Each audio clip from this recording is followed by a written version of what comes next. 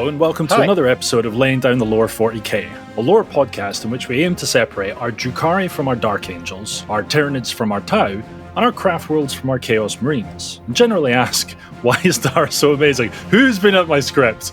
And generally ask, what up with this Warhammer 40K stuff?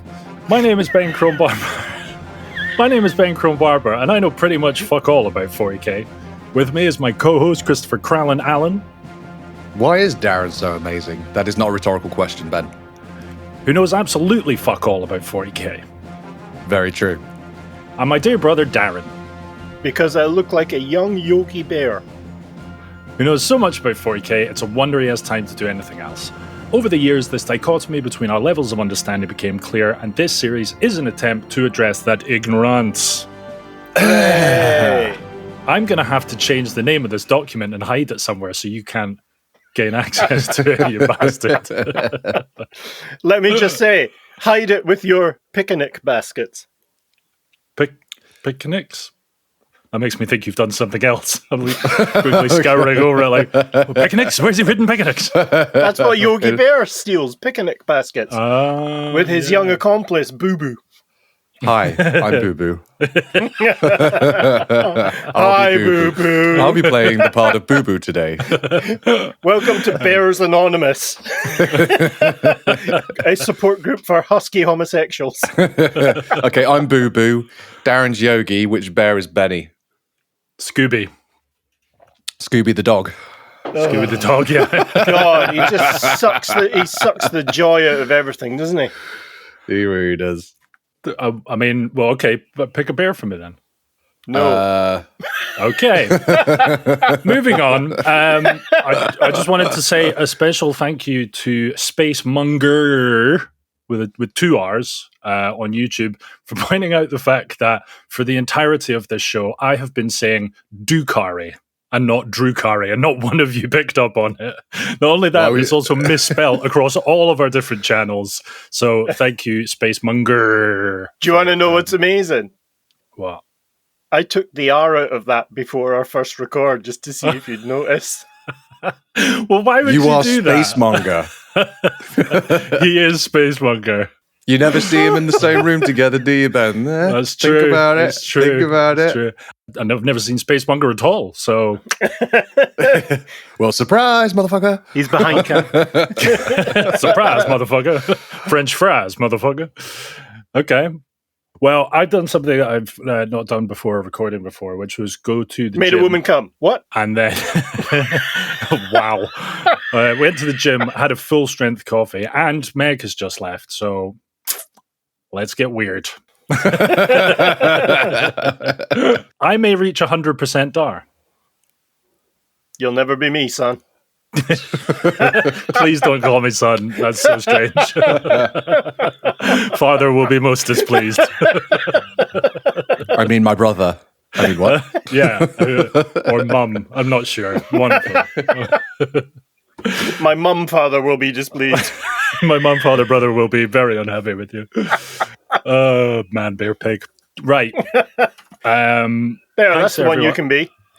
There we go, yes. Yeah, you're man, bear, pig. Dog, pig. Just swiftly brushing over the fact that I thought the Scooby-Doo was a bear for a moment. Thanks to everyone that supports the show. You guys are wonderful. You're our favorite bears. If you don't support the show, but you do enjoy the shit that we put out, you can join Patreon. For as little as £3, you can join Patreon, which supports the show. It allows us to make more of this and put it out for free. I'm saying free with bunny ears, with bear ears. For £3 is a pretty good deal, isn't it, Crown? Mate, no. Mate. It's actually not that good a deal, to be honest. I mean, I've been lying all these weeks. It's a terrible deal. You're better off spending £5 a month. Oh, he's only gone and done it. Right? £5 a month. And what does that get you? I don't know. What does that get you, man? It doesn't get you anything, Crow, because this is 40k. We don't do any bonus content. Wrong show. In that case, £3 is an absolute steal. Nice. What are you doing not spending £3 a month? Excellent. Nice. Well done, Crow. Salvaged. But what people who listen to the show can do to support the show is to buy merch. That's the thing. We have a merch store. It's full of our Merch. podcast logos and additional logos that we've Designs. made for adverts. So far, I don't think there are any 40k advert logos on there, but they're coming. They are coming. Keep going, Ben. It's going really well. Yeah, thanks, Dar. There's no 40k logo on there because we may have been issued a cease and desist, but don't worry about that. Everything else is completely above board. This reminds me of the Monty Python cheese sketch where I think John Cleese goes into the cheese shop and the guy doesn't have any cheese.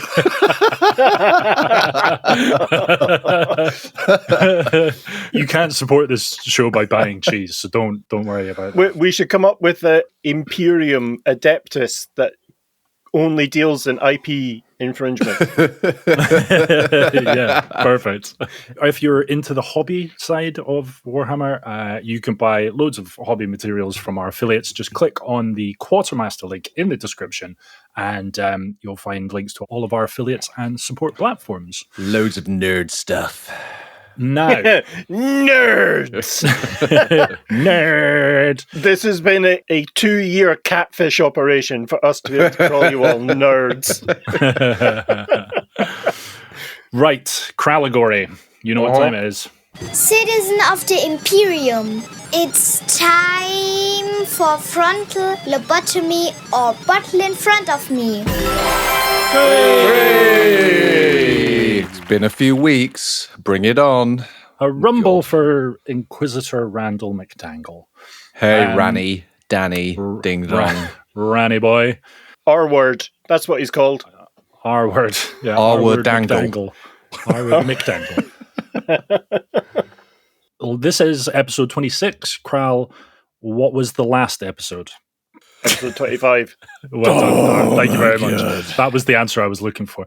What is the what did we cover last episode, Crowley? Give me Space 2 Bears. seconds. Don't be looking. I can see you looking up stuff. Don't be looking up stuff. Was it more Tyranid gene stealery stuff? Yes, exactly. It wasn't Okay. Gene And Stealer, it just was it breaking down the units? Yeah, we had a breakdown, yeah. Yeah, Yes, and then yeah. we brought ourselves back up again. We broke Yeah. down again, and that's all we had Yeah. time for. Yeah. So, If you want to listen to our breakdown, listen to the mental health special. but yeah, we looked at the different individual little units, didn't we? From the little cannon fodder units to the big, super duper heavy infantry, and the big brain one. I can't remember what that one. That just floats Okay, around. right. We'll stop there. I've got some questions for you. I'm done. I'm spent. I'm out. I'm gone. Okay, well, this will be short then. Don't worry, Chris, I've got you back. Okay. And possibly one of your sides.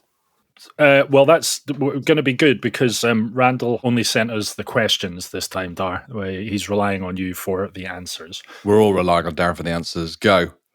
What was the biggest Tyranid form that we covered last episode called? Oh, God, I can't remember the names of them. But was it a bipedal one and it had 4 arms? Was that right, Darren? That's almost all of them. Okay. But they're the ones that slither around as well, right? And float around as well. They also have 4 arms. Yeah, okay. So I'm not wrong, is what I'm No. hearing. Yeah, okay. Yeah. He's nailed it. He's nailed it, Ben. Yay! Half a point Yeah. for that, surely. I Okay, can't remember yeah. the name of them. I can't remember the name. Biotitans. Biotitans. I'm certainly not writing that in as we go. Okay, question number 2. What was the size of the main Tyranid organism all the fleets are believed to be coming from? What is the size? You're looking for the size? Yeah, 6. About yay big. about 7. Yeah, 7 about mil. 7 of Yeah. these. 7. 7 lengths long, yeah. It's like outside of our galaxy on the way Yeah. to our galaxy. What size is that organism? Are you waiting for us to say Cadbury's or something? What size? You're looking for a size, and your clue was A rough it's on size. the way Okay. to the galaxy outside of our galaxy. Yeah, I think you've missed the intonation there. It's Yeah. outside of our galaxy on the way Okay. to our galaxy. Okay, many, many light years, millions of light years. No, that's distance, you fucknut.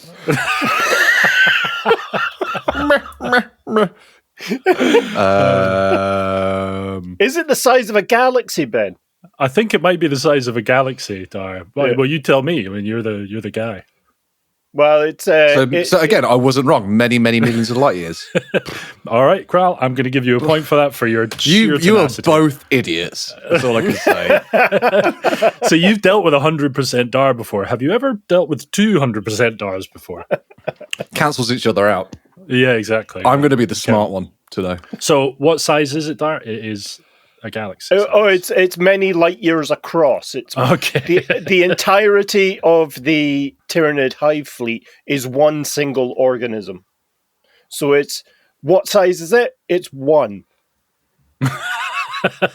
I am mightily confused, but the point is I'm still not wrong, so... Yeah. Okay. So Not being wrong and being right are two very different things in our world. Right. 2 out of 3 so far, Kral. You're doing well. Well, 2 out of 2. I haven't asked the third one. Question 3. Name 2 of the 4 Tyranid incursions. Now, I'm saying 4 that we covered. There may be more. And do you know what I mean? Do you know what I mean by an incursion? Like, you remember the map that we looked at, and there was those diagrams of like the Tyranids coming into the galaxy. Giggity. Can you remember what they were called?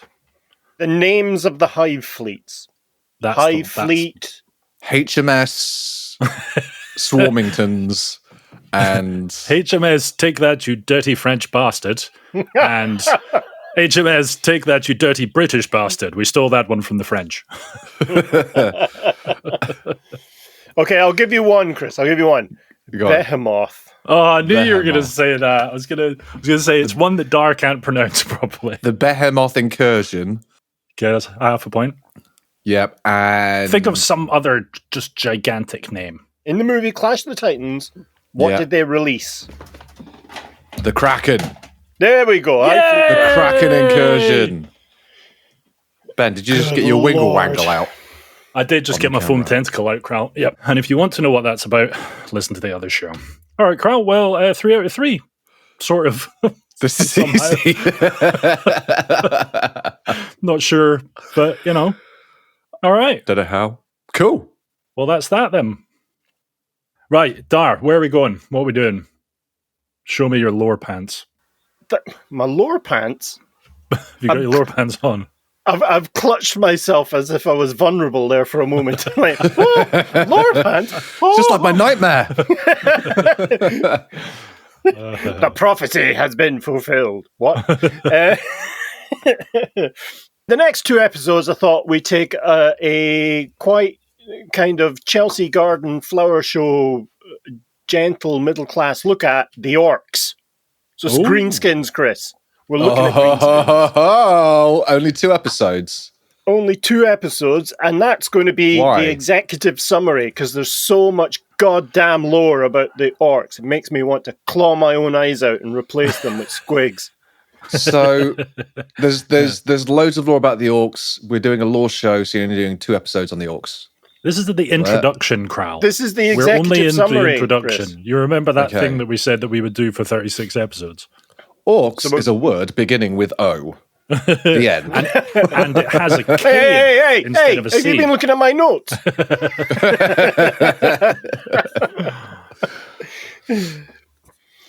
Orcs, well, that sentence now Chris has spoiled.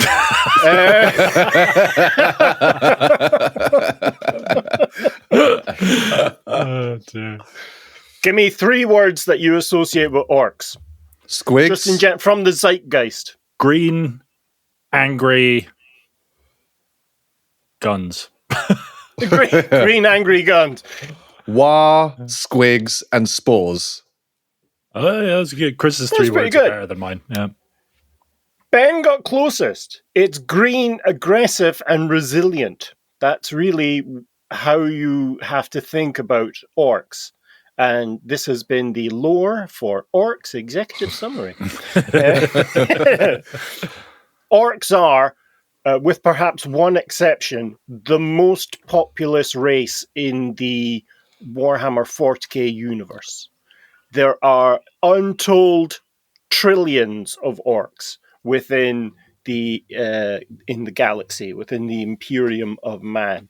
They are in all areas and all segmentum of the Imperium. So all 5 of them, including this segmentum solar where Terra is. And recently, within the lore, a orc Waaagh, what's a Waaagh, Darren? Hold your horses, we'll talk about it in a minute. An orc Waaagh of such magnitude got so close to Terra, or began to encroach upon the kind of localized space, say for instance, a few solar systems away from Terra, that an entire detachment of custodes were sent to see what was going on and if they could take care of it. That's how much of a threat. They didn't send space marines, they sent custodes. For those of you who are of a Warhammer fantasy lore bent, Mr. Chris is bent. Hate 40k. So if you're familiar with Warhammer Fantasy Orcs, you are already 80% familiar with Warhammer 40k Orcs. They were one of the kind of first races included in Warhammer 40k Rogue Trader, and they were a direct port from Warhammer Fantasy, and they just gave them guns and vehicles. That was it. Amazing.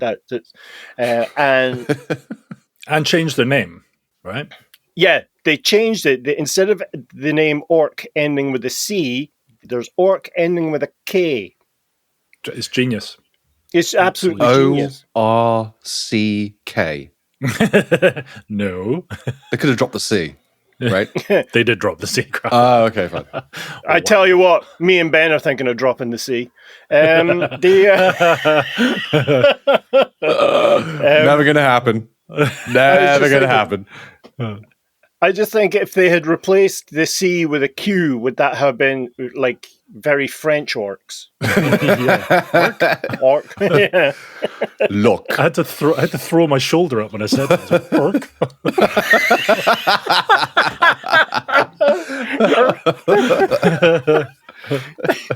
that was your hemorrhoid cushion had burst there. That's a tiny little fart motion. Orc. So, as we've discussed previously in these episodes, orcs, large, green. If they were stood upright, they'd all be about 6.5 foot tall, but they're hunched over, so they're about the size of a standard human person. Right. They are fungi-based life forms, but not particularly fun to be around if you're not an orc. And even then, it's a bit ropey. Their society vegan friendly, basically. Vegans could eat an orc in. I would love to see some vegans go and talk to some orcs. Yeah. That's an interesting concept, actually, isn't it? The vegan chapter of Space if you were Marines. vegan for the moral reasons, would you still eat an orc given that it's fungus? But it's a sentient fungus. While it was living. You have to eat it while it's alive. And maintain eye contact throughout. Like getting a Hummer from a cannibal. What? Just cut the face off, throw the rest away, flash fry the face, and then look at it while you're eating it. We eat all the cow. So they are, as mentioned, a fungus-based life form, which means they are technically mushrooms. That is how they reproduce. They are asexual. Orcs are utterly genderless. It's just smooth down there like a Ken doll. Does that mean Ken was part orc? At least that part was orc. At least that part, yeah. And their reproduction is based on spores. So as an orc moves around, it sheds skin. And some of that skin has pores. Pores? Wow. Also, no, has spores. When those spores find somewhere kind of nice and dark and one of my favorite words, moist, it grows. Much like if you've seen the Two Towers, the Lord of the Rings one, as opposed to the other Two Towers. I was going to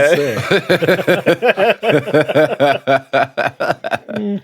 If you recall when Lurtz, the great big Uruk-hai, the one that killed Boromir, when he was born, in quotes, he was grown in a kind of amniotic sac in the ground. Ew. And that is how orcs in the 40k universe I believe the correct term is gestate. And then they emerge fully formed as a kind of adult, in quotes, but it's kind of a moot point because there's no juvenile orcs. No, I'm now correcting myself because in Gorka Morka there are juvenile orcs called youths. YOOFS. So because they reproduce through spore clouds, let that image sink in. Gross. Once you get a dose of orcs, it's very hard to remove them. You need sort of planet-scaled antibiotics to sort that right out. In fact, the only way to be sure that you can erase all orc life from a planet that has been invaded or conquered by the Greenskin Menace is the final sanction. It's exterminatus. It's nuke it from orbit. So it destroys all organic life on the planet. What is it? Is it a virus bomb? Is that what they would use? Yeah, it's the flesh eater virus, which dissolves. But that might not always work, because if you've got spores deep enough underground that are, far enough away from the surface, you could still have some sporage. You know what I mean? Virus bomb's not guaranteed. Do orcs breathe air? Do they need oxygen to survive? Yes, they do. Yeah, because if you exterminatus a planet, it would have no atmosphere. Would it? Yeah. So even if the spores did survive, then they would, they'd be ultimately born onto a rock that would Yeah. Okay. But it just stunts their growth, so you have tiny little orcs running around. Aren't they adorable? Adorable. Warring all over your feet. So get off. It's more of a wee. Wee. That's a niche video. So, yes, as I've said, the second most populous race in the whole of the galaxy, the other one being Tyranids. Tyranids are perhaps the single most numerous race, even though they have a racial count of, that's right, 1. So, Darren, I hear you cry. Enough of this meandering shite. When did the orcs come into the game? Well, they were right there at the start. In Rogue Trader, I've already said this, so we're moving on to the next bit. They did appear in the core rulebook, and they did have an army list within the army list book, which was the Book of the Astronomicon, which was the first supplement for Warhammer 40K Rogue Trader. They then went on to have not 1, not 2, not 4, but 3 hardback supplements for the game, which means there is more lore for orcs in Rogue Trader than there is for Chaos. So Chaos had 2 big supplemental books, the orcs had 3, and that's primarily driven by the head of Games Workshop at the time, a chap called Brian Ansell, who John Ork. Jeff Ork. Yeah. Fucking Jeff. Yeah, as I was trying to say before Chris cut in with the wit, Brian Ansell, who recently passed away, thank you, Chris, it was... God rest his soul. Too soon. It was his favourite race, and so he wrote, in conjunction with a few others, the Did the orcs like to fucking give one to Chaos and be like, we had 3 books. Meh. You only had 2. I'm going to say yes. Yeah, I think they had a book off. And by books, I mean large machine guns. Yes. Yeah, exactly. So, they, as I say, they were in the Book of the Astronomicon. They appeared then in 1990 in a book called Waaagh the Orcs. Great name. Or, I don't even, hang on. I think it was just Waaagh Orcs. I don't think there was a the. It would have been da as well. Da Orcs. Or da. Da orc. I bet they spent a lot of marketing agency funding on that just to drop the da. Yeah. We've got it. We've got a new rebranding model after months and months of And work. they reveal it, and the executives are like, "Where's the duh?" They're like, exactly. Bad. I love it. we paid a fortune to you, and you took stuff away. What? But it was unique at the time in Warhammer supplements, insofar as there were no rules whatsoever. It was only lore. It was literally a background book for the orcs. 3 books of no rules. No, one book right. of no rules, Chris. Oh, We're going okay. through them one at a time. Thank you for your interruption. Yeah, okay. The next book was called Here We Go. Not Here We Go. Here We Go. Right. Another marketing I know fucking... I know you were really attached to that da, but wait for it. H, we're losing it. It's gone. Just cut it out. Oh my God. And just the book title, not the heroine. It's fine. And the third book is just, we're going to move them over to the third book. The third book's called Da H. No, the third book, we're going to mix it up a bit. It's just going to be called Had.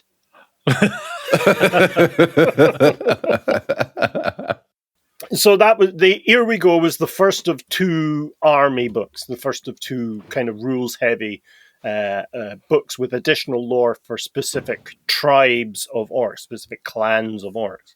And so that had the Goths, the Snakebites, and the Blood Axe clans in them. Oh, yeah. The Goths being English football hooligans on steroids. That's how you kind of think about them.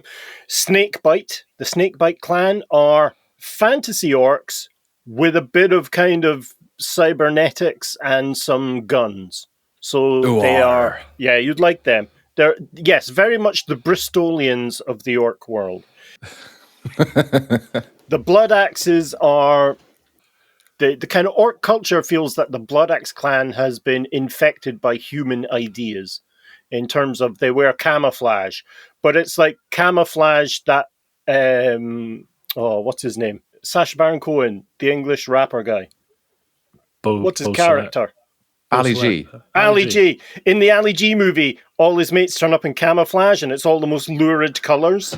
Oh, yeah. It's that. It's all different as well. Yeah, that's the Blood Axe. That's the type of stuff they have. And so, yes, the first of 2 books. And then we have Freebooters, but it's Freebooters with a Z and not an S. Shut up. Oh, my God. Right. Mark, talk about a bait and switch. We had you with Da and H. This is going to blow your fucking mind. The best is yet to come. That's best with the Z. And the H we dropped from somewhere else is after the B. Yeah. And the AD is there and the DA is there as well, but it's silent. And so, yes, so that had the Death Skulls, the Evil Sons, and the Bad Moons. So the That's Death Bad Skull... Moon spelt with a 7. With an ampersand. And 7 apostrophes. And it's upside down.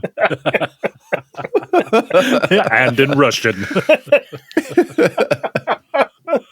And so, so the Death Skulls are battlefield looters. So all their stuff is cobbled together from the kind of wrecks and wreckage of the battlefields. The Evil Sons are... Do you know Mad Max Fury Road? Yeah. Not personally, but I've heard he's great, yeah. Never ask him for a lift. The Battle Boys, the albino guys and all their cars and stuff. Yeah. That's the Evil Sons, except green. Right, so they're Mad Maxy style warriors, and then the Bad Moons are effectively the closest to what the closest thing the orcs have to a merchant class. They're incredibly rich by orc standards, which means they have all the best gear and they have all the best heavy weapons and stuff. That's an odd concept, like economy with the orcs. I didn't think they had give a fuck about currency or money at all or wealth. It was all about fighting and being da best and whatever. Wait till we get to their coinage. You'll shit the bed. Oh, wait, let me get my bed.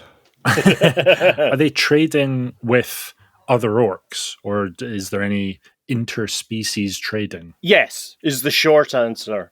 Okay. There are some instances of orcs being hired as mercenaries, and we'll cover one of them in the next episode. So this episode is all about their kind of culture, and the next episode will cover kind of larger campaigns and kind of current events in the orc worlds.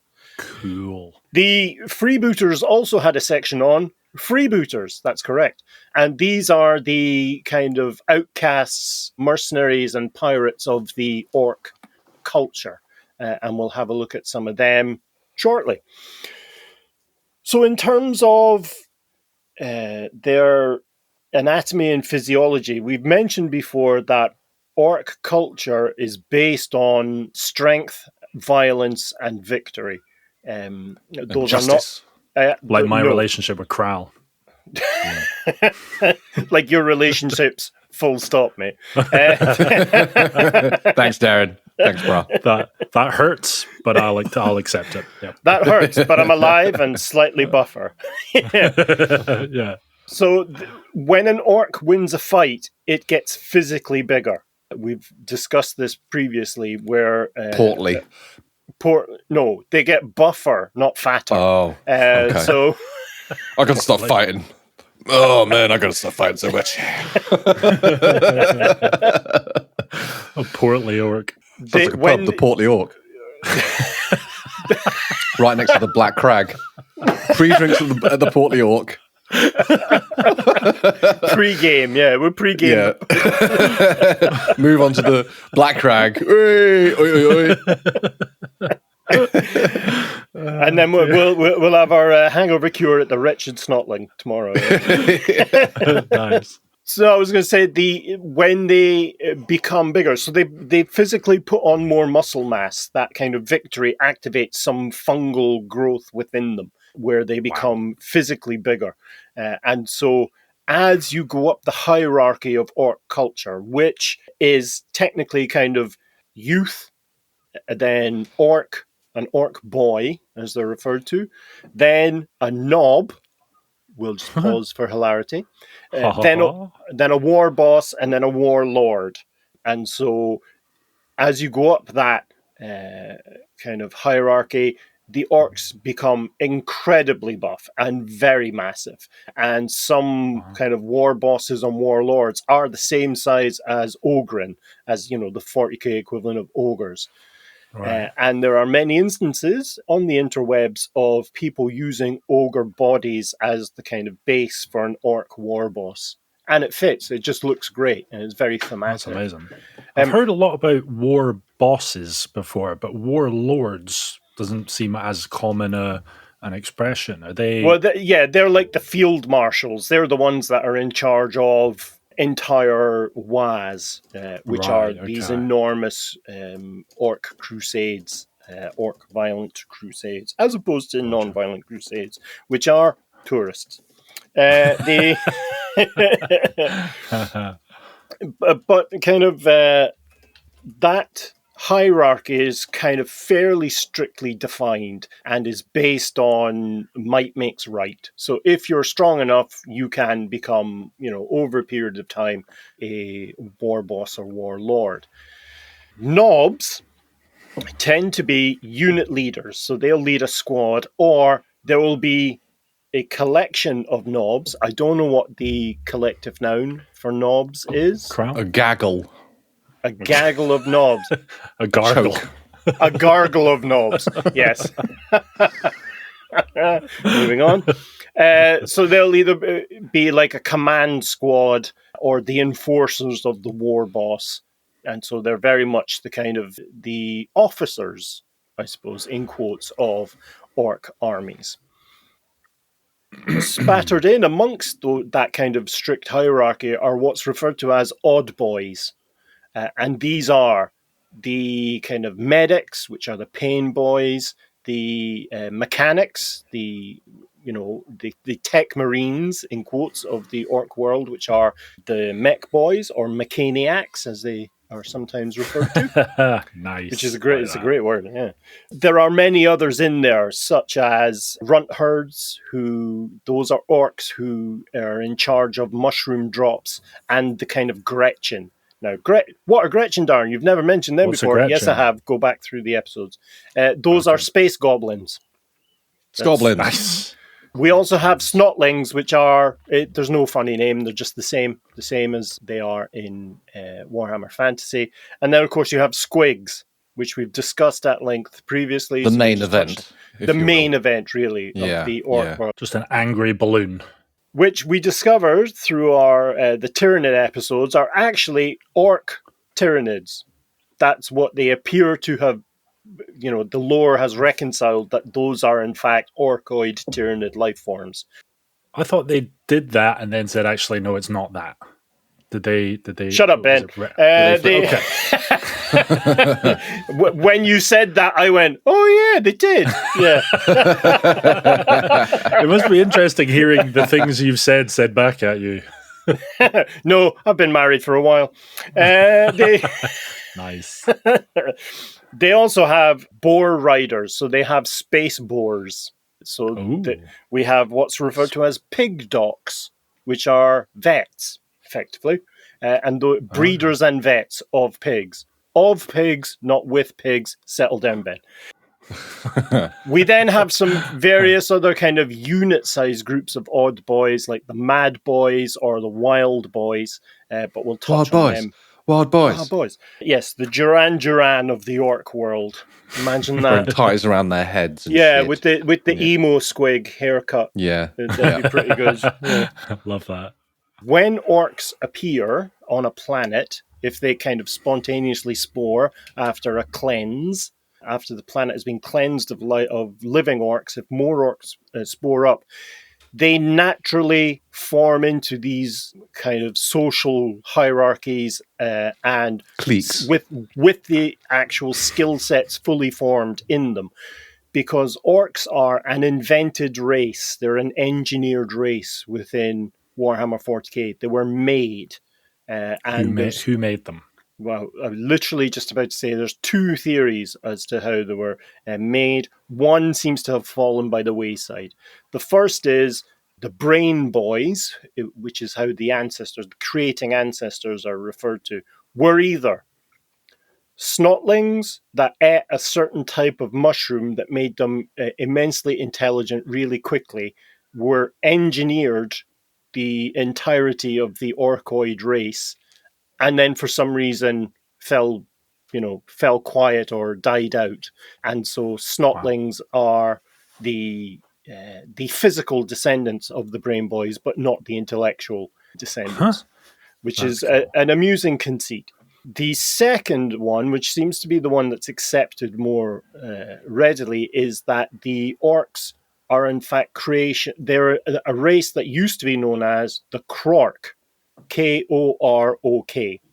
And these, again, how they manifested is exactly the same. They were engineered and bred for war. And the Krork were, in fact, created by old ones during the war. But then the marketing team got involved. They dropped the K and the R. Bam, orc. Zs, no H's, and the words eliminated. Too many letters here. We need to just... Right, okay. But what do we do with the leftover K and the R? Well... we keep them for a rainy day when sales are low. The old ones, I know that we have spoke about them before, but are they the same old ones from fantasy? Yes, is the short answer to that question. Right. And so the old ones were not a single race. The old ones were a group, an alliance made up of different races that were fighting against the Necrons. And we're going to cover the Necrons in a few episodes' time. But the potted history is that all the kind of myths and legends of the Eldar are about the war with the Necrons. And so the Krork, the Orcs as they are now, were created during that time as kind of cannon fodder to fight against the Necrons. This is like a huge summary. So there's holes in this you can drive a truck through. Don't worry, listeners, we're going to get to all the kind of juicy yet vegan details when we do the deep dives. Was it slightly short-sighted in terms of their creation? Did they expect it to become the epidemic or a pandemic? I don't know which one it is. And one of those... Endemic. Yeah. Endemic. No, as endemic as they are, yeah. Okay. Did they think that was going to be a thing? Did they... Plankton! I'm sorry, I enjoy saying weird words. Was it an oversight? Like, did they expect? I think it was a good idea, like many things, a good idea that got out of hand. Right. Much like, Plankton. orcs, plankton, and 10 boxes of cream eggs, as in, together. The idea is sound. God. The execution. Whew. I tell you what, I felt like I was executed after them. Good Lord. Death by Cadbury's cream egg. So, in terms of their design, the orc genome is filled with genetic memory, which is why all these kind of instances of orcs that pop up all follow the same lines. They all follow the structural hierarchy and the kind of odd boy idea that comes along. The doctors, the mechanics, that kind of idea. All the vehicles, while they may look slightly different, kind of like a truck would look slightly different to a truck, it still has the same sort of engineering behind it. And we'll talk about the weirdness of orc engineering shortly also. So you could take an orc from one tribe and drop him into another, and if he was accepted, he would see no differences whatsoever in the structure from one side of the galaxy to the other, because their entire culture is based on genetic memory and genetic knowledge. Cool. You explain genetic memory as if it's unique to orcs, but like Imperium of Man, aren't they stuck in a technological rut and everything's the same? Yes, fact, but isn't that the same for a lot of races as well? There doesn't seem to be any development or evolution. Yeah, but there has been evolution with those other races. They went through stages to get to that level, and then they're experiencing stagnation. The orcs appeared. Yeah, the orcs appeared fully formed with all the information and all the kind of cultural. They're the same norms. As they were a million years ago. Exactly right. Yeah, there's been no evolution of them. There's maybe one or two cases where you get extreme expressions of the idea of a war boss or a mech boy or a pain doc or some instance of an individual being more than normal versions. But in terms of evolution, there's almost none. Do you get evolution in terms of new war bands and clans being made, though? Were there always evil sons, bad moons, and the rest of the clans, or did they evolve in different groups over time? I guess as they spread around the universe, they had to define their own kind of society and stuff, didn't they? It's a fantastic question because I don't know. I can't answer that with 100% certainty, and I'm not sure anyone can. I think that the cultural expressions that define the differences within those clans does exist and has existed forever. And maybe they've not been always called that, but there have always been amazing looters, amazing speedsters, and so on. And they kind of naturally gravitate towards each other because they fight the same way. And that's really the key for orcs. It's fighting. That's all they do. Fighting! All they enjoy. So you're saying that when they were engineered, they likely had those tribal differences engineered into them? I think that they were engineered so that even if there was only one spore left to repopulate the entire orc cultural race, that it could do so from that one spore. Right, okay.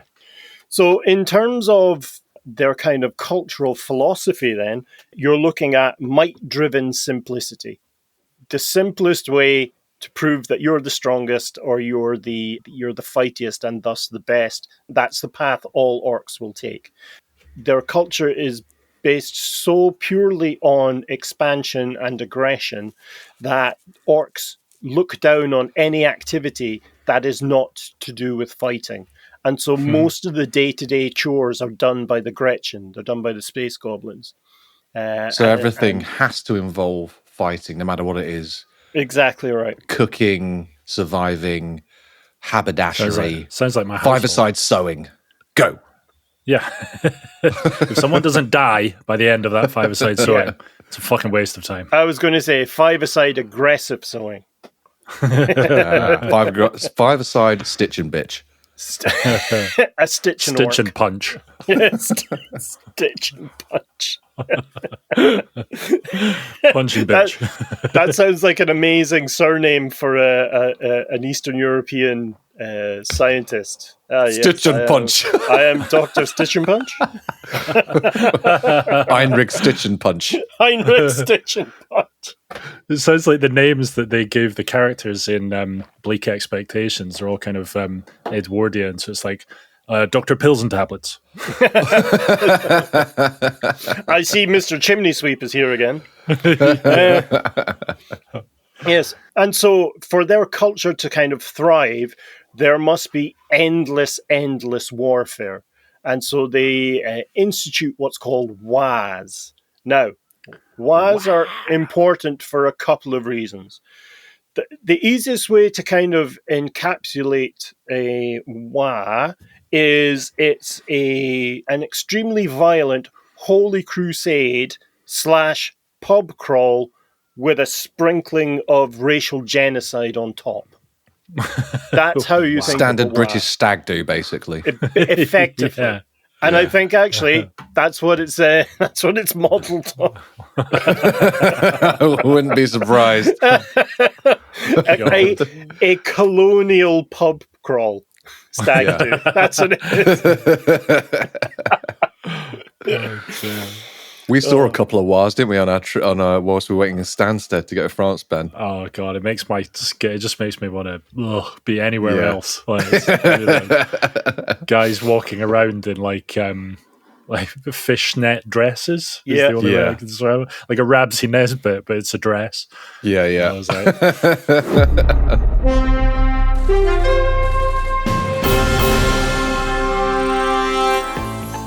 Here at Greenskin Elite Marketing, we understand the value of your brand and the importance of communicating this value to your customers. Specializing in Greenskin public relations, social media, brand and digital marketing, our team of experts drive performance for our clients through our ability to shape narratives, cultivate influence, and enhance reputations. Unlike other marketing agencies, here at Greenskin Elite Marketing, we keep you one step ahead of the competition at all times, maximizing your visibility and brand values to the customers that are most important to you. Over the past millennia, we have been responsible for some of the most memorable, impactful rebranding marketing campaigns in recent times, such as Freebooterz with a Z, the best-selling book, Waaagh Orks, formerly Waaagh, and perhaps our most audacious and infamous project, Orks, but with a K. So don't delay. Connect with us at Greenskin Elite Marketing and explore how our services can help resonate your brand to its maximum potential. That's green with a small g, skin with a $ instead of the S, elite with 3 E's, and marketing represented with a cucumber.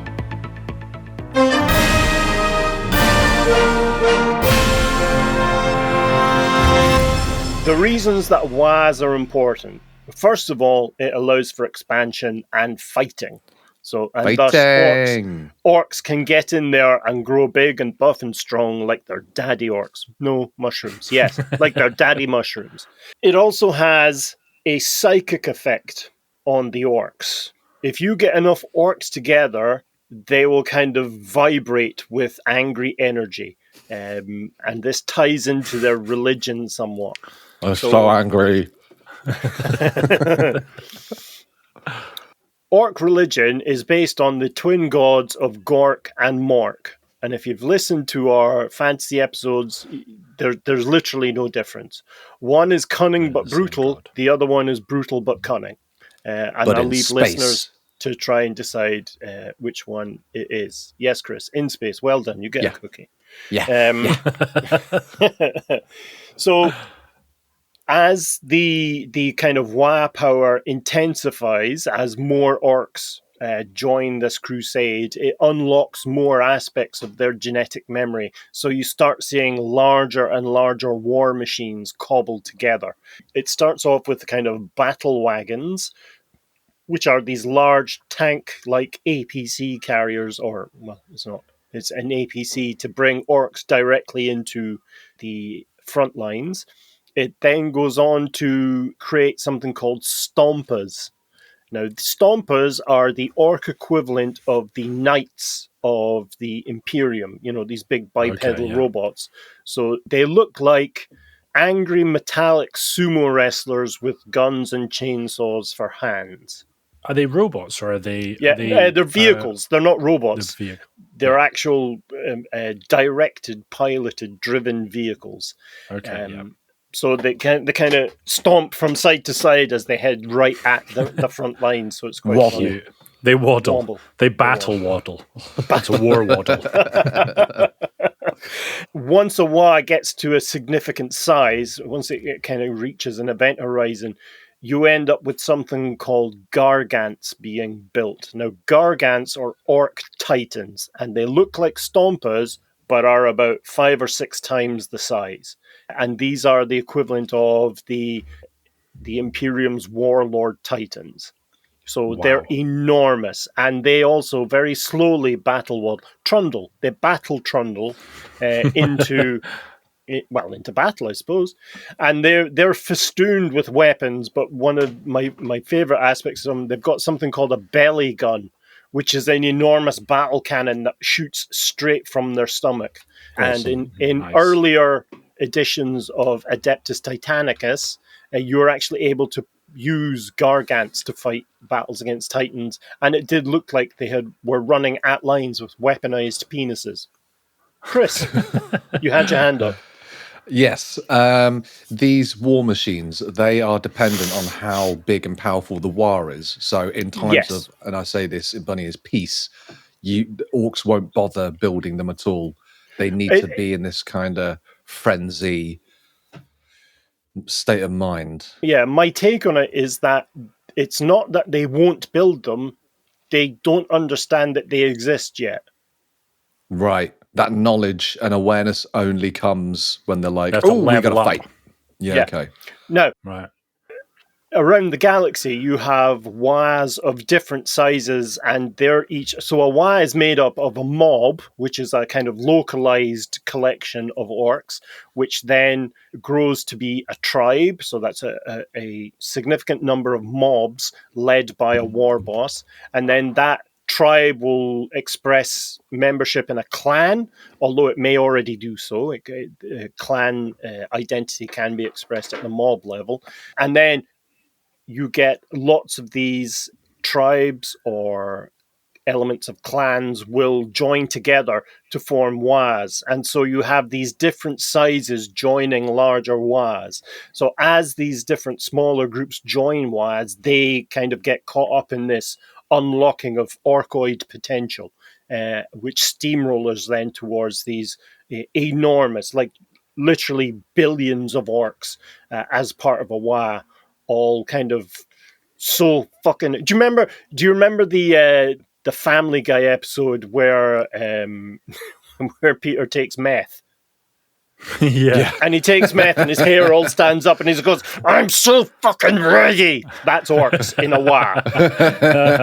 And then they just destroy stuff. Yeah. Yes. Someone was going to ask a question there. Yeah. There's a hand up. Yes. You were asking your question. But I keep interrupting you. I'm sorry. That's quite all right. Is a Gargant like fueled by that Waaagh energy? Like if enough of the forces, diesel, if enough of the force is killed by the opposing force, does that Waaagh energy diminish? Does the Gargant just fall apart? Does it stop working? Like what's no, it's a machine, so it's fueled by in some cases coal and wood. They do have wood-fired Gargants for Amazing. That kind of lovely solar punk feel. I've only just discovered solar punk. I love it. Solar punk? Solar punk is the adoption of modern technology into agriculture, but the agriculture is held at a lower level. It's a local level agriculture. So it's, if you can imagine, allotments, but with like laser fences and amazing water for purification. Yeah. So it's that kind of Studio Ghibli, very much kind of vibe, very relaxed and peaceful. Yeah. Isn't that board game Scythe like that? Because it's all kind of no, that's Victorian steampunk.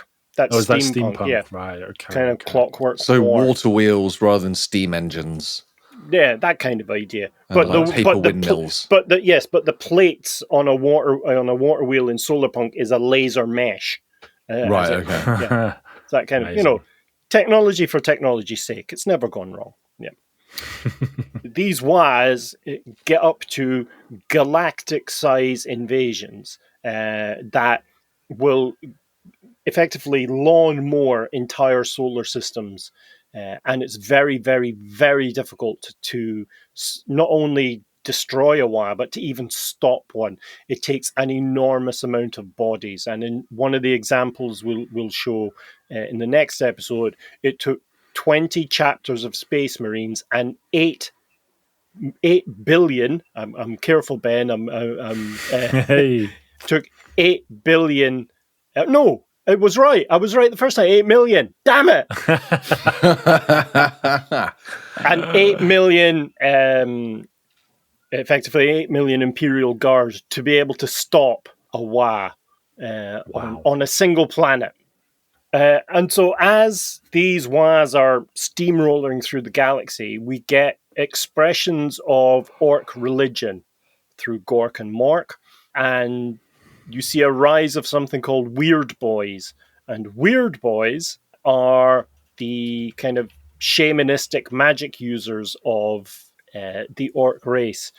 And one of the things that makes me laugh every time I think about a Weird Boy, I just have a little chuckle, kind of sensible chuckle about Weird Boys, is that they are the grounding rod of Waaagh energy.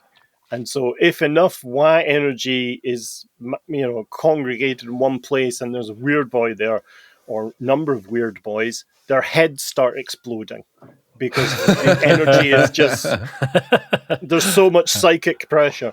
And so they have what, I think it was either bronze or copper rods that they use instead of like staffs, like a wizard's staff, but they use that to earth the Waaagh energy through them so that they can survive. Not have their heads explode. Yeah, not have their heads explode. Can they then channel that and use it like exactly right? Yes, magique. They can manifest a lot of powers that is similar to the fantasy. The spells of the Warhammer Fantasy Orcs. So you get the Hand of Gork. The Hand of Mork, I think, which is a green hand manifests, picks up a unit, pushes it across the battlefield and lays it down again. But you also get the infamous Foot of Gork or Mork, which is it manifests an enormous green foot above an enemy unit and then vigorously stamps down on it again and again and again. Yeah. So bam, bam, bam, bam, bam, bam, bam, bam. Quite good. And it's the Hand of Gork and the Foot of Mork. There we go. Look at that. Corrected by my younger sibling. I'm not at all sensitive. I'm just fact checking. But yes, so as these Waaghs generate this enormous amount of energy or psychic energy, you also see the rise of belief-based engineering within the orc race. There have been instances where mech boys, who are the mechanics of the orc race, will build vehicles that don't have engines and yet will work as if they have engines. So it's almost like Waaagh energy creates like phantom engines, or some phantom piece of engineering will be put in the orc or put in the vehicle. In many cases, a lot of vehicles and weapons of the orcoid race work because the orcs believe they will work. That's brilliant. That's cool. I wish that was a real thing. Just you need to wish harder, Ben. You need to believe harder. Yeah, because if I could, then bam. And so, again, as part of their genetic memory, when you get these massive Waaaghs, the gargants that I've described are actual totems of Waaagh energy dedicated to Gork and or Mork. And so they look like they're gods. And you get smaller kind of versions of the Stompas called the Gorkanaut or the Morkanaut, which carry a single squad of orcs in their bellies. Their bellies have doors that open up and a load of orcs come running out. Cute. And so those then start appearing quite quickly as smaller foci of orc religious fervor. Again, not always with engines, not always with working weapons. Like, you could build an engine completely out of nails, and if there are enough orcs there, it'll work as an engine. Does it even need an engine? No. In that sense? There have been a couple of instances where, yes, it doesn't need an engine. It's just like, yeah, right, okay. So if they kind of do this with a gun, does the gun fire real projectiles, or is it just make believe? Like, you know, it's you're gonna have to have a pretty jippy heart to die from somebody going bang. You know what I mean? Like, yeah. It's like, well, I believe it works. Well, I don't give a shit if you. Well, I tell you, Ben, I think you'll enjoy this fact.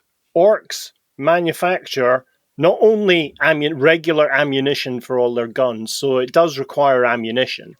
Okay. But there are appropriately sized magazines in all their weapons for guns. Yeah. There we are. I have a new favorite race. I have a new favorite faction. I am done with this small magazine shit. Orcs. I like the cut of your jib. Excellent. Okay. So in terms of their technology then, as we say, once you get enough orcs in one place, their stuff just starts working. Brilliant. How many orcs does it take to fix your car? Well, about 2.5 dozen.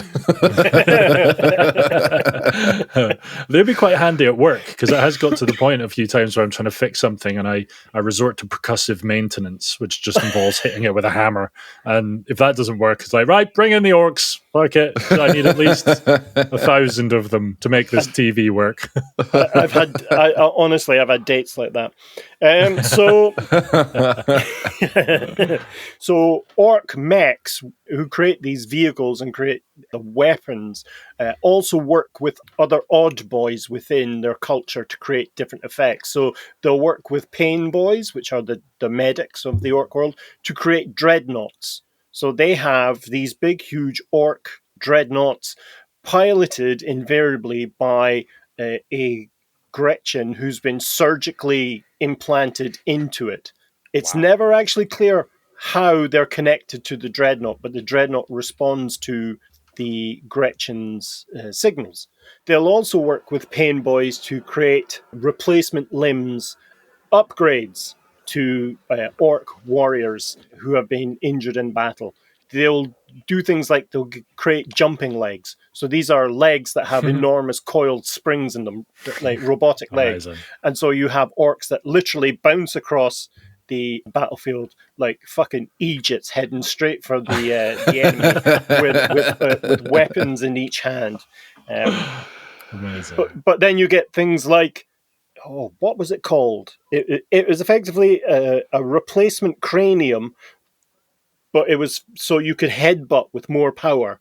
And some of the versions of it had a small explosive charge in the forehead, so that when you headbutted someone, it like a claymore mine, it just destroyed everything in front of you. That's so good. The weapon, so arms with weapons or spikes or harpoons or something like, some other weird contraption. Those are the high end. In some instances, an orc will come in with a leg blown off and be hoping to get like a jumping leg or a wheel leg, but ends up with just a peg leg. So, yes, it's very hit or miss. Lost the leg lottery. The leg lottery. But this extends then into all the kind of life forms that surround orc culture. All the ones that the orcs deem necessary for their continued survival and warfare. So boars, the orc gruntas, some of them will become cyborgs, where they'll replace the back legs of their boar with, an engine, an actual engine, not an imaginary engine, and a rear wheel, so that you can wheelie a pig into battle. And I, for one, would like to see that in real life. Amazing. A wheelbarrow pig. A wheelbarrow thing. But Darren, I hear you cry. You've got a mech boy. Thank you. You've got a mech boy who's created all this great technology. Do they just give it away? Do they sell it? No. Call back. Orc currency. Guess what it is? Teeth. It's teeth. Hey! Uncral. Did we cover that before? Has he remembered something, or was that just a guess? I remembered something. Yeah, Mum. Okay, right. Any teeth? Orc teeth. Orcs use orc teeth as currency. It's legal tender. What happens when you show like human teeth, like across the border. Yeah. I think you'll find it's legal tender. For new listeners, my wife once made a shop assistant cry in England by giving out about they wouldn't take Scottish money. Also, I don't want to go over how many times Kral said legal tender when he came up to Scotland for my birthday last year. Oh dear. They have a currency, which is teeth. I mentioned that the Bad Moons are effectively the merchant class of the orc culture, and they're the richest thus, but they're the richest because their teeth grow faster than anyone else's. So if you knock an orc's tooth out, it'll grow that tooth back relatively quickly. It's not like instant. It just doesn't go whoop. It's not like that. But it'll, within a few weeks or days. Wow. So the tooth fairy is real. Yeah. So they generate their own currency then. So it's kind of every Bad Moon orc is like a small mint. They're a small bank. Yeah. Small bank. Interesting. And there is a subset of the odd boys called a sum boy, SUM boy, who deal with counting teeth because they are able to count. That's it. And cool. Again, the Bad Moons have the most of them. So that encourages orc on orc violence because you can become very rich very quickly if you kill all the orcs that you're faced off against. And it has also been used to the benefit of the Imperium because there's been at least one case where an Imperial governor, after a huge battle with orcs, ordered his men to extract the teeth of all the orcs there, and then he hired the surviving orcs to fight against yet another enemy that was coming to invade the planet. And so, amazing. And because they had used orc currency, it was deemed good. Legal tender. Legal tender.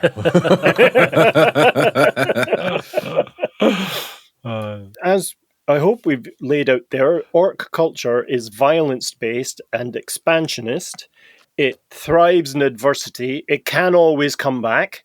The famous quote from one of the Rogue Trader books is, "Orcs never lose.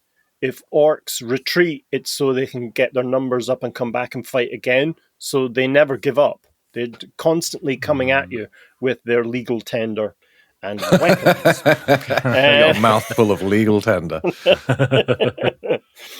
They exist in overwhelming kind of war bands, war hordes, enormous numbers of orcs. Very rarely do you come across a single orc, figuratively or literally. Ew. They're not above enslaving the races that they capture, but they work them to death. In fact, they value Gretchen more than they value, say, for instance, humans. That does not mean that they do not use humans to be able to like mine ores or do chores that would be beneath any greenskin. Mining ores and doing chores. Comedy comes in threes. So yeah, orcs. I'm not done. That was a pause. So we touched on the clans, the 6 big clans. Now we should mention that as the mobs and war bands and tribes kind of intermix, the sizes change quite drastically day on day because each one is led by a nob or a war boss who has their own idea of what leadership looks like and who they should go and fight at any given stage. Their identity, the clan that war band or mob belongs to, defines the identity of the orcs within it. I don't know of any instances where a group of orcs have changed clan. I'm sure it's happened, but I can't think of one. Yeah. They're, once they have a clan-based identity, they stick with it for the rest of their... you got to ask, why would they? What's the benefit of doing that? Yeah. Because each one comes with its own benefits and its own drawbacks. Yeah. There is great rivalry between the clans over who is best, and that comes down to a fundamental way of living as an orc. And thus, you get these kind of cultural conflicts that come up. Say, for instance, the Blood Axes think that camouflage is a really good idea. But the Goths, for instance, are just kind of orc Puritans. They're orc purists. So they think just dress in black, have black and white checks on some stuff, and just run at the enemy as quickly as you can, screaming at the top of your lungs. Whereas the... Worked for Grandpappy. It'll work for me. Solid technique, that. It worked for my great-great-grand mushroom. We're going to do it. I love the idea that camouflage would make a neon green orc harder to spot. Screaming at you. Is it like charging at you? Are they a full head to toe? Like, are they... Oh, yeah, with face paint and everything. It's the whole... But the thing is, the camouflage isn't consistent orc to orc. And even an orc's apparel is not consistent. They'll have patches of different clashing garish camouflage on a single orc's body. What I love by Vivian Westwood. Yeah, exactly right. May she rest in peace. Vivian Orkwood, yeah. So what you see it sometimes online is there'll be conversions where it'll be like a cardboard box with a painting, a badly drawn kind of outline of a space marine on the front of it, and two big green arms coming out with orc weapons as it kind of waddles forward. That's orc camouflage. That's orc camouflage, yeah. That's fucking brilliant. So in terms of their identity and the society, it's actually very tradition-based because they have no say in how it expresses itself because it comes from genetic memory. No sporing before marriage, all that stuff. Yeah. No sporing before you've killed something. So in terms of the clans, we just a kind of brief run through. The Bad Moons, we've discussed, they're the wealthiest ones. They're the ones that look like the closest to a merchant class traders because they're the ones that not only get a lot of teeth off other clans, but they grow their own teeth at such rate. Teeth inflation is not a problem within the orc universe. Orc teeth are never devalued. Isn't that interesting? The bigger the tooth, the more value it has. Exactly, yeah. So these big, huge canine tusks, the kind of lower jaw canines, they're the of the orc culture. Yeah, so in their big war machines, in the little kind of console pocket, they've got like pocket teeth, just little. I think I've got a couple of quid here. To get through the tolls on the road. Yeah. Fuck. Is that it? Yeah, but no. Yeah, that'll do. All right, fine, fuck it. So as they're the richest, they're the ones that have the most kind of ostentatious displays of wealth. So they'll have, filigree inlaid, the most enormous war banners and, necklaces of teeth that will have been dipped in molten teeth to give it a beautiful teeth. More toothiness. With extra teeth. It's real teethy. They'll have one massive tooth made out of smaller teeth. Kind of idea. Funky. They have what's referred to as flash gits, which are units of troops that have the biggest and best weapons constructed, expensively by mech boys. So they're very much the kind of the car meetups for supercars. Okay. These will be the supercars of weapons, which will have unnecessary, but also hilarious hilarious consequences when they're fired. So these are things that will combine like a las cannon, a plasma gun, and a pea shooter. And there'll be and a weird Ferris wheel. and a Ferris wheel. And when you fire it, it goes. It's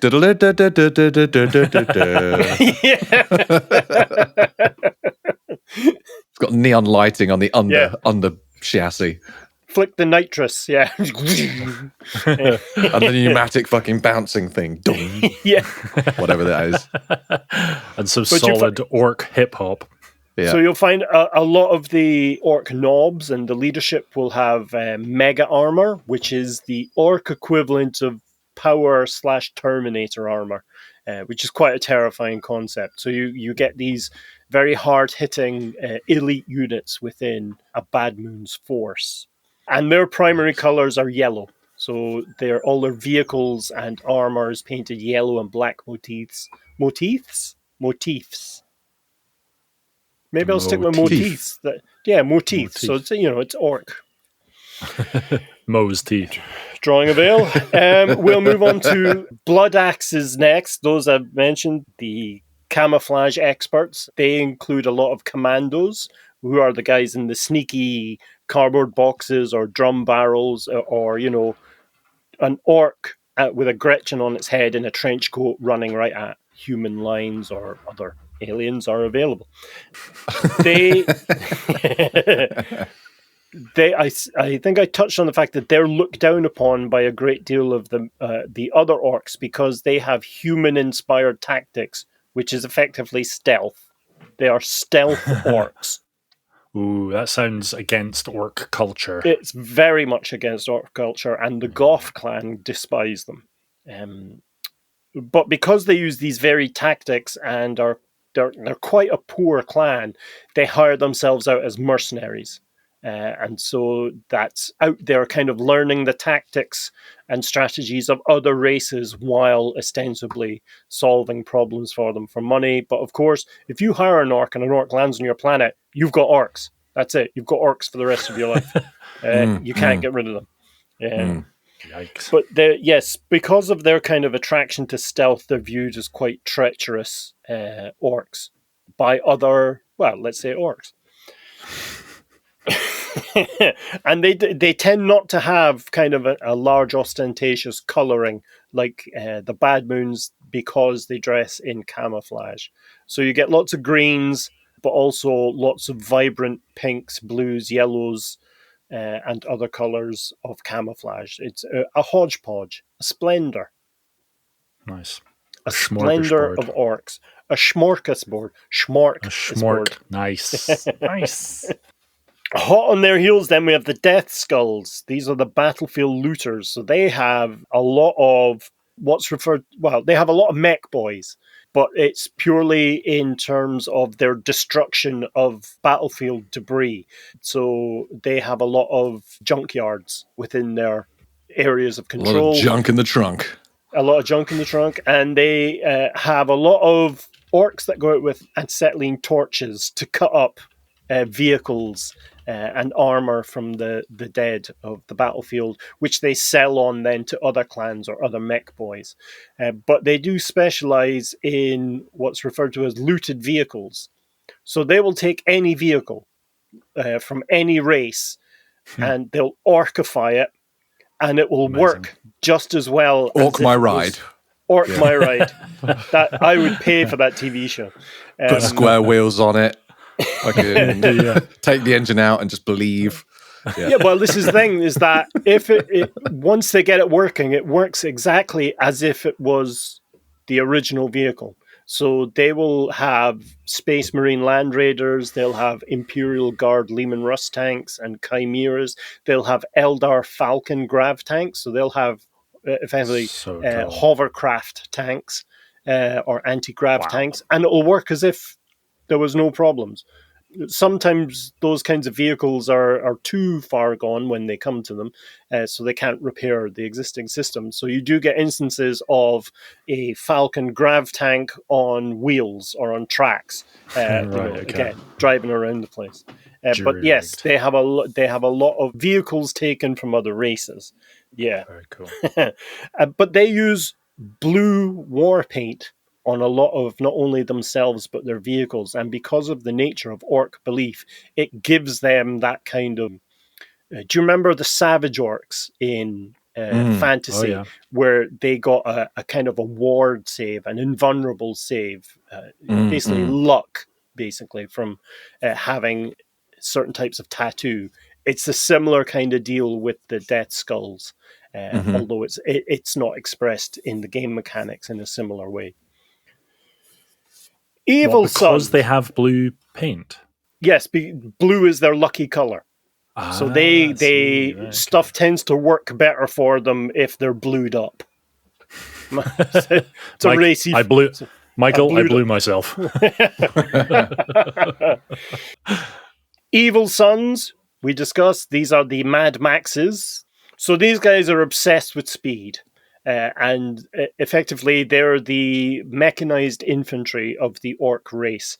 So they'll batter in vehicles and bike squads, and sometimes these things called death copters, which are orc helicopters, orc one-man helicopters. Nice. Well, it's a cross between a bike and a helicopter, really. Again, lots of... A bellycopter. A bellycopter, yeah. I feel a bit bellycoptered. Their kind of primary color is red, and the basic belief of orcs is red ones go faster. So if you take two orc vehicles that are absolutely identical and paint one of them red, that one will win every time because it goes faster. Isn't there some... I swear that I've read something a few years back about insurance for red cars being higher. It's through the roof, yeah. It's higher than other cars. And maybe it's not to do with speed. Is it to do with aggression? It's to do with the type of driver. Right, okay. Yeah. Right, okay. Don't buy red cars, people. Yeah, they tend to have very leaden foots, shall we say. Okay, yeah. So the Evil Sons are, again, as I say, mechanized. They have the fly boys for their the death copters, but they also have an air force, DACA jets and fighter bombers. And so, yeah.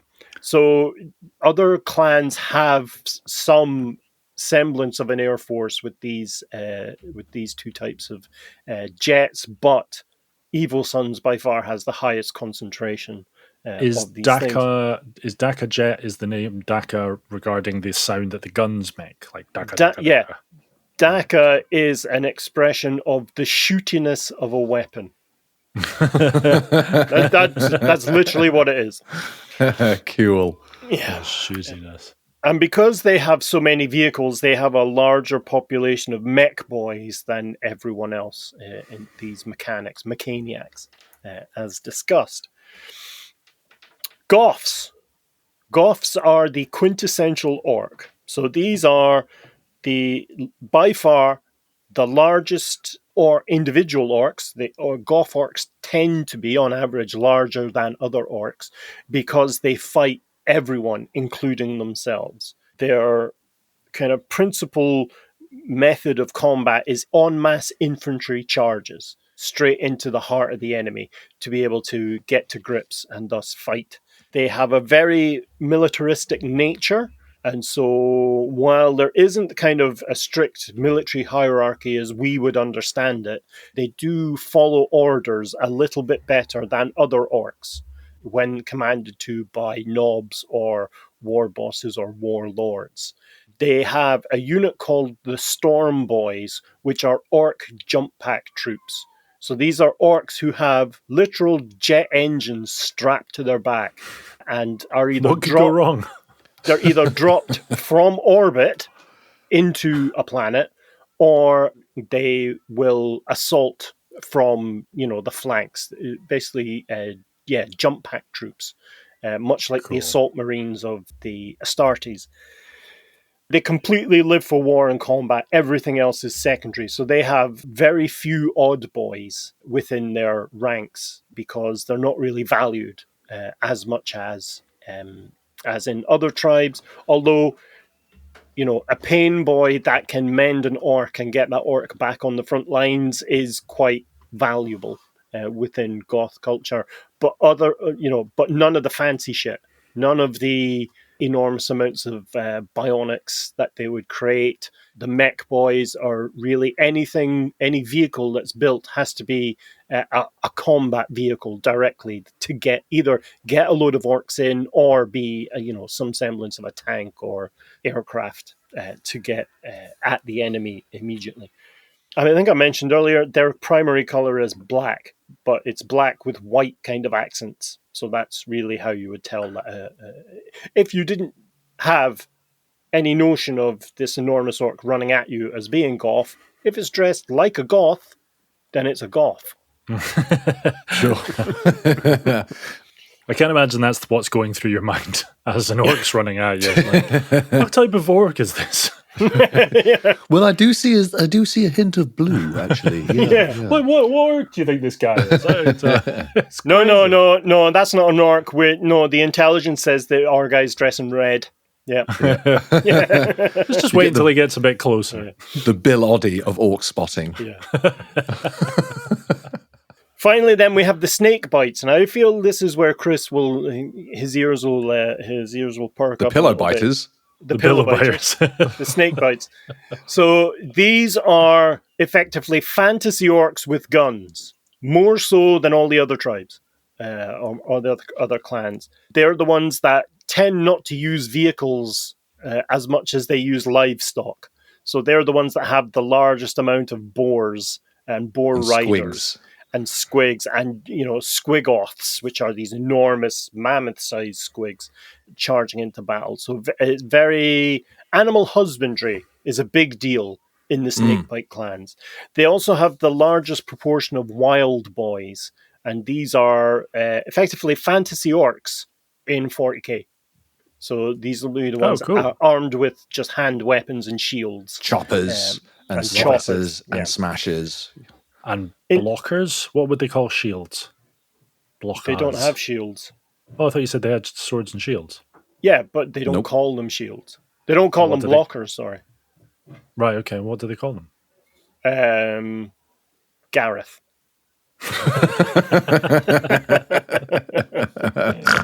Fine, I'll accept it.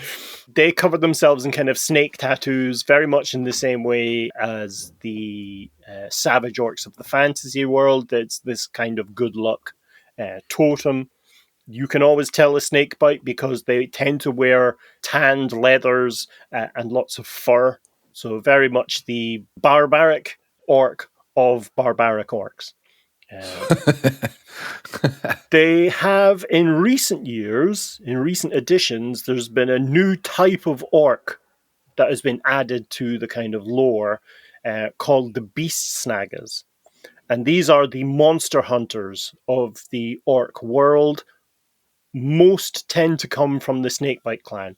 These are orcs that only use technological weaponry. They don't use vehicles. There are no orc bikers in the beast Snaggas because they ride squig hogs, which are basically a boar squig. And so it's cavalry more than bikers. But they have large, enormous vehicles, in quotes, called, one of them's like kill trucks. And so it's effectively just a huge chariot pulled by an enormous squig hog. And they will have various types of recognizable orc weaponry, but it's all designed on bringing down monsters or large vehicles. And so there'll be lots of harpoons, lots of piercing weapons. They have an expertise in dismantling large things. We'll talk about some of them in the next episode as well. That's really it for the 6 orc clans. We do have some other aspects of orc culture, like the Freebooters. We've touched on some of them. We won't really go into them in any great detail other than to mention a couple of types, and then we'll close out the episode. So for Freebooters, these are the renegades, the outcasts, the pirates of the orc world. How they get about through space, we'll discuss next episode. Orc spacefaring and orc warfare in more detail. But Some of these freebooters are collections of outcast odd boys. So you'll have a group of mechanics, a group of pain boys who go by the name of bad docs, and they sell their services to orcs, orc tribes and orc clans to augment any kind of missing gap within the expertise of a given clan. You do have rebellious Gretchen war bands, most famously led by the Red Gobble, who is a kind of revolutionary figure amongst orc culture, where Gretchen rights is a big issue because they have no rights in orc culture. So you do have Gretchen, like who the have suffragettes. Yeah, the suffragrettchens. The suffragrettchens. Nailed it. You do then get individual mobs from various clans. A nob will somehow insult their war boss, and so they'll get kicked out. So every type of orc squad that is available, there's a freebooter version for that in terms of selling services. But some of the more amusing ones are from the early days of orc lore. So you get dreadnought mobs, you get just mobs made completely of dreadnoughts that sell their services. You can have chaos-possessed orcs. So you can have orc mutants, orc chaos war bands, and weird boys, the magic users, who have been possessed by demons. They exist, or they existed within the lore in the early days. Cool. We touched a couple of episodes ago on orc gene stealer hybrids. They did exist. There were models for them in the early days of 40K.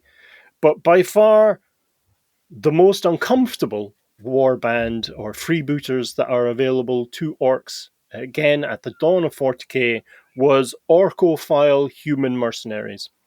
Just let that sink in. A human had sex with a fungus. No, it's like, like being a Francophile or being a Japanophile. They idolized, or it's humans who idolize orc culture more than their own, because because even as bad as orc culture is, it's freer than the Imperium. So you have it's pure. There's no messing. You know where you stand. I reckon that's you, Krell. I'm an orcophile. Yeah, certainly. Definitely, you'd love that over the Imperium, wouldn't you? Yeah, man. That's how I model my life, I shall see to it that it is. Make sport, not war. No. Nice. Didn't quite work. But come back to me next episode. So anyway, orcs. Hey! Belief engineering. I was just about to say to you. That's my answer. Whatever you're going to ask, belief engineering. Yeah. No, it's a question about belief engineering. Okay, so what tool would you, like, just for your day-to-day, would you like to make just be able to, like, make it work from belief? Like, what would make your day easier? A cash machine. A cash machine. That's a close second. Just maybe a pen and pad, just so I could remember shit throughout the day. Or like some sort of memory implant. There you go. Yeah, like a brain. I'd manifest a brain in my skull. That's what I'd do. And then believe that it's going to work. Hold on, would the brain that you've manifested be the thing that's believing that it worked? Who knows? Has to become self-aware. So Ben, as a tradesperson, if you could manifest, belief engineer one tool into existence, what's your most useful tool that you'd manifest? Basically, like a tool that could spray paint a wall, because you know that they paint houses now using spray paint rather than so they can do a whole house top to bottom in like an hour. Sure. But like one that could do that, but would just control where the paint went, so you didn't need to like mask or anything. Just bam, it's done. You mean stronger wrists? No, standing slightly closer to the wall. What? Or some sort of thing to catch the dust as I'm drilling a hole in the wall. But I'm sure that exists. I'm sure that exists. Yeah. But I'd like to believe that it exists and it works, and then bam, done. They are like the kings of self-motivation, aren't they? Like Tony Robbins, eat your heart out. Like, you got nothing. Tony Robbins is basically just on a Waaagh. That's what. Believe in myself. I believe this fucking mechanical monstrosity is going to destroy the world. That's how much self-belief I've got. You know what I mean? Yeah.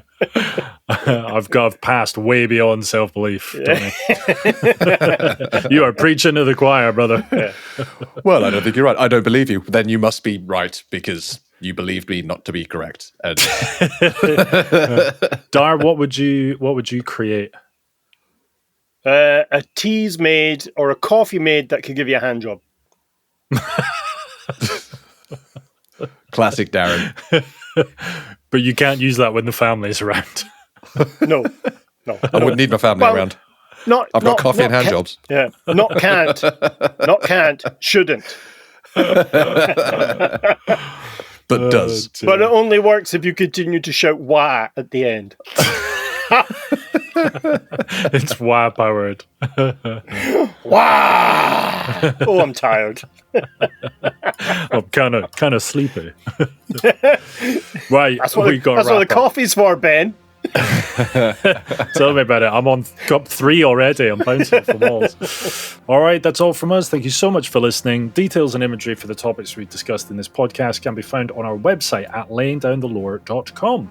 We also have all our previous episodes on there, release schedules, and the aforementioned awesome merchandise.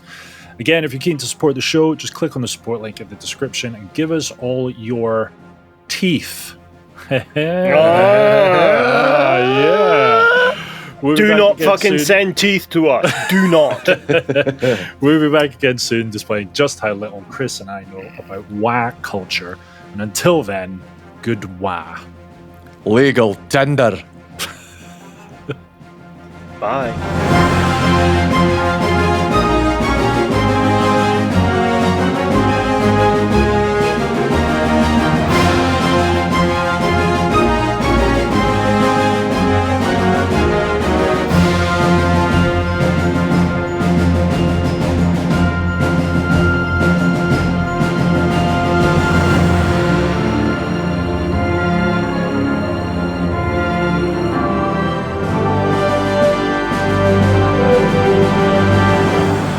Laying down the law.